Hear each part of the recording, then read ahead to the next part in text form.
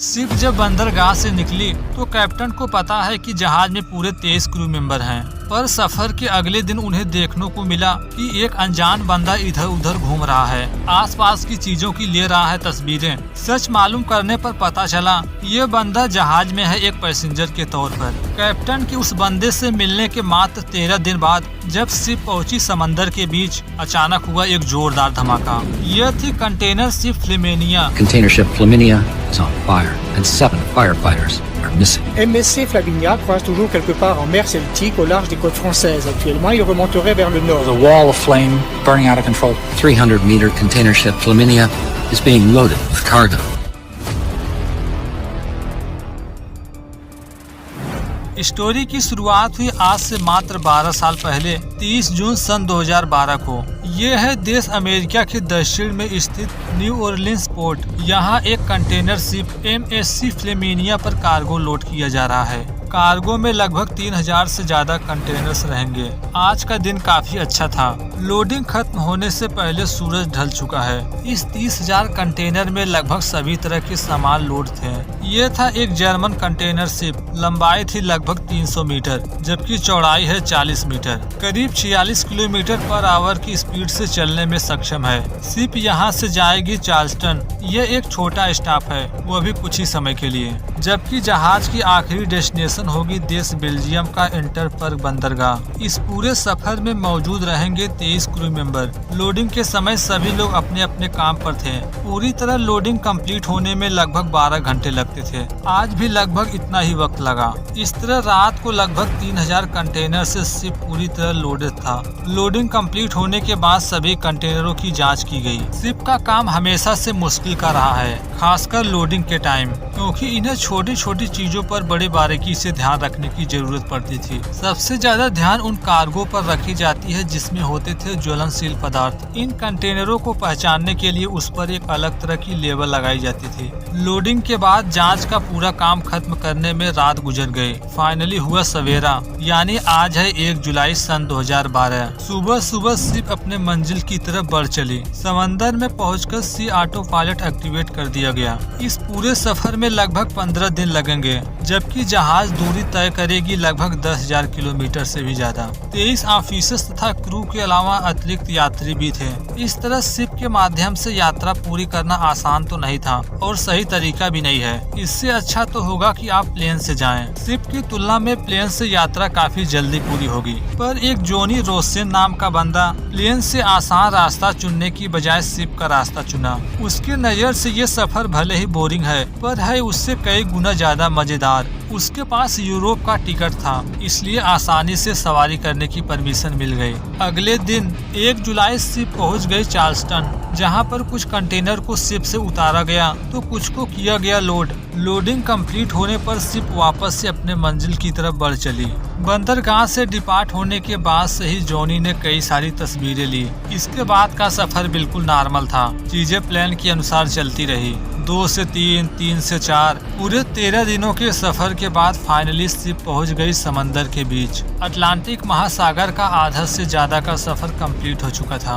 अब तक सब कुछ नॉर्मल चल ही रहा था। तभी 14 जुलाई सन 2012 को शिप के सेंसर ने कुछ समस्याओं का पता लगाया। सेंसर पर ध्यान देने पर कैप्टन को पता चला कार्गो होल्ड नंबर 4 से धुआं आ रहा है। धुआं आने का एक ही मतलब है, जरूर किसी कंटेनर में आग लगी होगी। पर कार्गो होल्ड नंबर 4 जहां पर था वहां थे लगभग 262 कंटेनर, पर उन 262 कंटेनर में से कहां से धुआं आ रहा है ये बताना मुश्किल था। वह पूरा कार्गो होस्ट लगभग 9 मीटर ऊंचा तथा है 14 मीटर चौड़ा।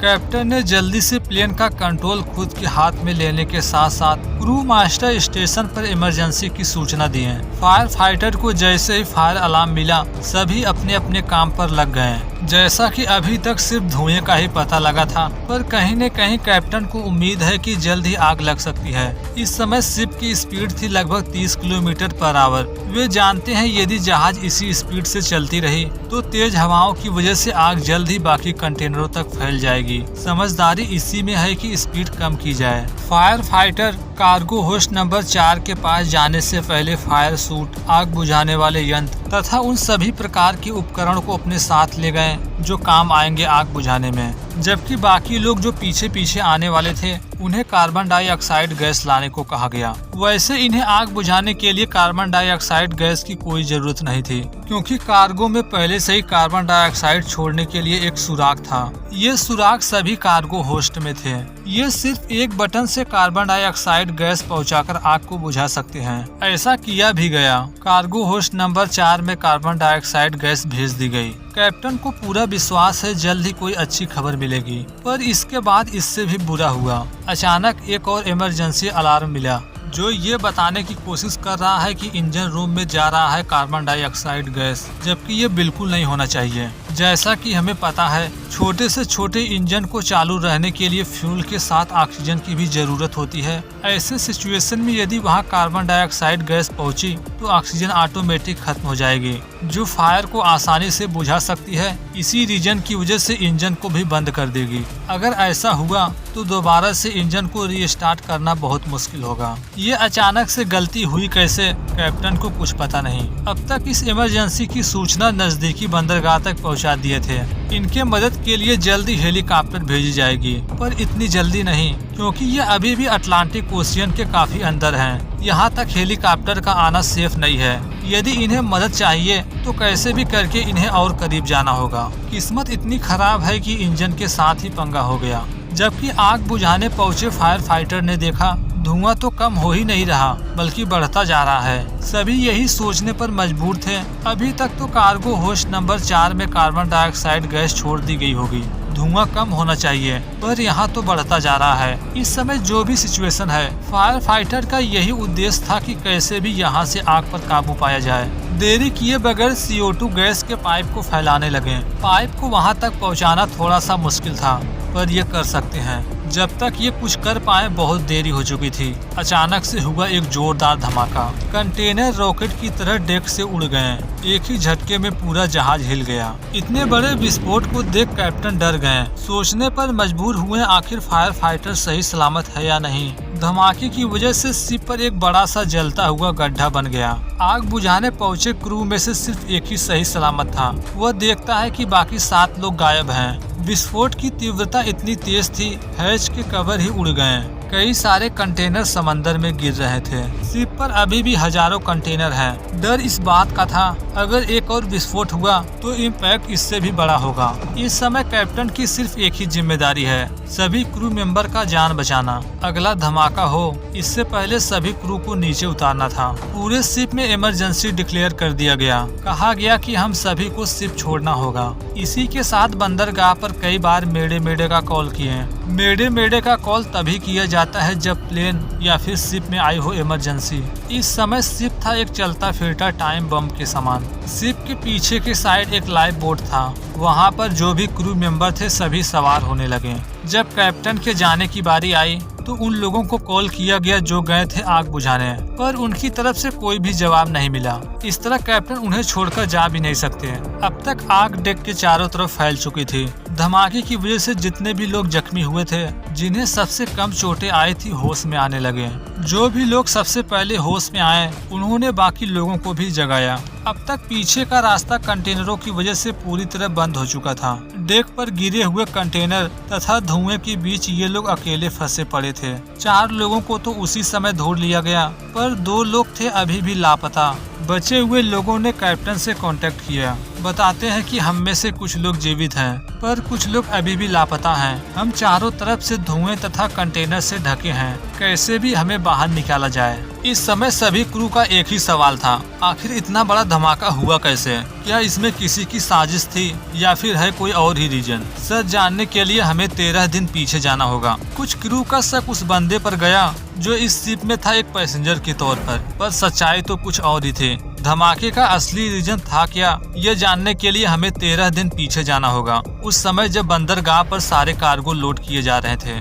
धमाका कैसे हुआ इसका रीजन जल्द ही पता चल जाएगा, पर इससे भी बड़ा सवाल ये है आखिर फायर फाइटिंग सिस्टम फेल कैसे हुआ। ये जो कुछ भी हुआ इसकी कड़ी जुड़ी हुई थी कार्गो होल्ड नंबर 4 से, जिस होल्ड में थे लगभग 262 कंटेनर। वहाँ के होल्ड के कंटेनरों में अलग अलग चीजें रखी गई थी, कुछ में मसाले तो कुछ में नारियल, फर्नीचर, बिल्ली का कूड़ा, कपास। वास्तव में अजीब अजीब सी चीजें एक के पीछे एक रखी गई थी। इतना ही नहीं, इंडस्ट्रियल प्रोडक्ट्स गैस तथा खतरनाक केमिकल से भरे 100 से अधिक कंटेनर थे।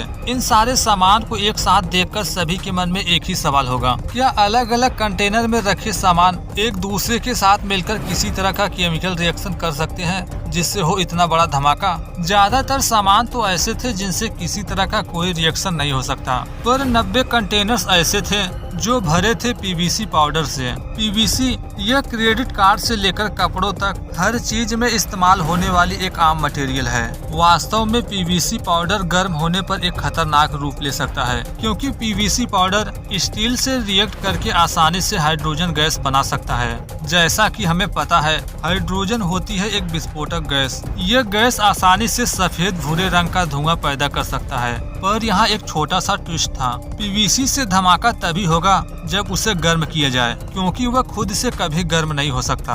अगला सवाल यही था, आखिर पीवीसी को गर्म किसने किया? इसमें किसी की साजिश थी या है कोई और रीजन? इसका जवाब था पास के 3 कंटेनर में, जिसमें रखा गया था डिवाइनिल बेंजीन DVB।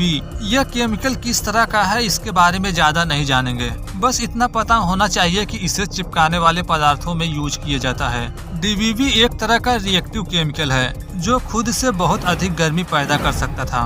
कैप्टन को जब स्मोक का पता चला, उससे पहले ही पाइप की हेल्प से कंटेनर से DVB बाहर निकल रहा था। DVB के बारे में यदि थोड़ा सा और जाने तो ये इतना खतरनाक केमिकल है कि ट्रांसपोर्ट के टाइम सुरक्षा बनाए रखने के लिए केमिकल स्टेबलाइजर के साथ मिलाया जाता है। ऐसा इसलिए किया जाता है ताकि यह किसी तरह से रिएक्ट न करे, ना ही हो गर्म। नॉर्मल कंडीशन में ये स्टेबलाइजर काम करती है लगभग 60 दिनों तक, पर ऐसा क्या हुआ कि केमिकल स्टेबलाइजर जो 60 दिनों तक काम करने वाले थे, उसमें रखा DVB 13 दिन बाद ही अपनी रासायनिक प्रक्रिया शुरू कर दिया, जिसके बाद कार्गो होल्ड नंबर 4 में धुआं भरने लगा और फिर कैबिन में बजा इमरजेंसी अलार्म। केमिकल स्टेबलाइजर का सिर्फ 13 दिनों में बंद होने का रीजन जुड़ा था सेकंड बंदरगाह से, जहां लोड किए गए थे DVB के 3 कंटेनर। जैसा कि यह कंटेनर 1 जुलाई सन 2012 को शिप में लोड हुआ था, पर असल में यह 10 दिन पहले ही 20 जुलाई सन 2012 को ही पोर्ट पर आ चुका था। जब तक शिप लोडिंग के लिए पहुंची नहीं, अगले 10 दिनों में तपते धूप के बीच लगभग 30 डिग्री सेल्सियस के तापमान के संपर्क में रहा। जांच में पता चला यदि केमिकल स्टेबलाइजर का तापमान 27 डिग्री सेल्सियस से ज्यादा बढ़ जाए तो जो 60 दिनों के लिए काम करने वाली थी वह कर पाएगी सिर्फ 30 दिनों तक। 30 दिन भी कंफर्म नहीं है, यदि आगे चलकर वह और तेजी से गर्म हुआ तो स्टेबलाइजर और तेजी से खत्म होगा। मैनेज करने के लिए यदि कोई दूसरा स्टेबलाइजर नहीं हुआ तो रिएक्शन आगे भी जारी रहेगी। इस रिएक्शन से पैदा होगी बहुत अधिक गर्मी। उन 3 DVB कंटेनर के बीच में होने की वजह से यह प्रक्रिया आगे भी जारी रही। तापमान पहुंच गया 189 डिग्री सेल्सियस। सारी गर्मी DVB में जाती रही। टेम्परेचर इतना बढ़ गया कि स्टेबलाइजर को ही डिस्ट्रॉय कर दिया। लगभग 200 कंटेनर के बीच दबे होने के कारण रिएक्शन अभी भी जारी था। आगे चलकर यही तापमान 200 से 350 डिग्री सेल्सियस हो गया। इसी के साथ स्मोक भी निकलने लगा बाहर। लगातार बढ़ती गर्मी पूरे होल्ड को एक प्रेशर कुकर के रूप में बदल दी। तापमान बढ़ने का मतलब आसपास रखे 90 कंटेनर जो थे PVC के एक्सप्लोसिव हाइड्रोजन गैस बनाने लगे। अलार्म जैसे बजा तो कैप्टन तथा क्रू सिचुएशन को गंभीरता से लिए, पर उन्हें अभी तक ये नहीं पता कि आखिर गलती हुई कहाँ है। देरी किए बगैर कार्बन डाइऑक्साइड गैस छोड़ी गई, पर इससे कोई फर्क नहीं पड़ा। कार्गो होल्ड के लिए कार्बन डाइऑक्साइड सिस्टम में एक गलत कनेक्शन हो गया है। आग बुझाने के लिए जिस गैस को होल्ड नंबर 4 में भेजना था वह जाने लगा इंजन रूम में। इंजन रूम में रॉन्ग अलार्म का पता चलते ही वापस से स्टार्ट करने की कोशिश की है, मगर कार्बन डाइऑक्साइड गैस की वजह से इंजन रूम में वेंटिलेशन तथा बॉयलर बंद हो गया। इसी वजह से बंद पड़ गया था मेन इंजन। अब तक जो भी गलतियां हुई, कैप्टन उसे भूलकर सभी क्रू मेंबर की जान बचाने पर ध्यान दिए। एक के बाद एक लाइफ बोट नीचे उतारे जाने लगे। आग को बुझाने के लिए जो फायर फाइटर गए थे वे तो अभी भी फंसे हैं, पर जो आग से दूर है वे सबसे पहले लाइफ बोट से नीचे उतरे। जब कैप्टन को फायर फाइटर की ओर से रिस्पांस मिला तो कैप्टन ने कहा कि जितने भी लोग जीवित हैं सभी लोग बाहर चले आएं। हो सके तो जख्मी लोगों को भी साथ लाने की कोशिश करें। सभी को एक एक करके सीढ़ियों से नीचे उतारा जाने लगा, पर अभी भी धमाके की वजह से 4 लोग लापता थे। आग इतनी भड़क चुकी थी कि जो बंदा उन्हें ढूंढने गया था न चाहकर भी उसे वहां से वापस लौटना पड़ा। लौटते लौटते उसे एक शख्स मिला जिसे लेकर बचे हुए लोग भी लाइफ बोट में बैठ गए। पूरी कोशिश के बावजूद 3 लोगों को शिप में ही छोड़ना पड़ा। धमाके की वजह से आग में जलने वाले फायर फाइटर की कंडीशन बहुत खराब थी। जो सबसे करीब थे उनके ना ही बाल थे ना ही आईब्रो, जल गए थे बुरी तरह। जितना जल्दी हो सका शिप से दूर होने की कोशिश किए क्योंकि कभी भी हो सकता है दूसरा धमाका। लगभग 10:07 पर कोस्ट गार्ड को एक इमरजेंसी सिग्नल मिला। हेलीकॉप्टर से रेस्क्यू टीम 2000 किलोमीटर अंदर समंदर में तो नहीं जा सकती थी, पर उस समय एक जर्मन ऑयल टैंकर शिप सबसे ज्यादा नजदीक था। वे जल्दी से घटना स्थल पर पहुँचे। लाइफ बोट में सवार लोगों को शिप में लिए। उनमें से एक बंदा इतने बुरी तरह जल गया था, जल्दी इलाज न मिलने पर उसकी वहीं डेथ हो गई। इस तरह कंटेनर शिप फ्लेमिनिया में लगभग 4 लोग मारे गए थे। आग पर काबू पाने में ही कई दिन लग गए। शिप जब पूरी तरह कंट्रोल में आया तो उसे यूरोप ले गए, जहां से 9 सितंबर सन 2012 को जर्मनी ले जाया गया। इस पूरे इंसिडेंट में 2 गलतियां हुई। पहला तो ये था कि DBV जैसे केमिकल को इतने गहराई में नहीं रखना चाहिए, जबकि दूसरा ये है कि क्रू को पता ही नहीं होता कि किस कंटेनर में क्या है, इसलिए आगे चलकर रूल्स में बदलाव किए गए। जिस भी कंटेनर में कोई एक्सप्लोसिव मटेरियल हो तो उस पर लगा दिया जाता है एक अलग तरह का बैच, ताकि शिप पर उसे किसी सेफ जगह पर रख सकें।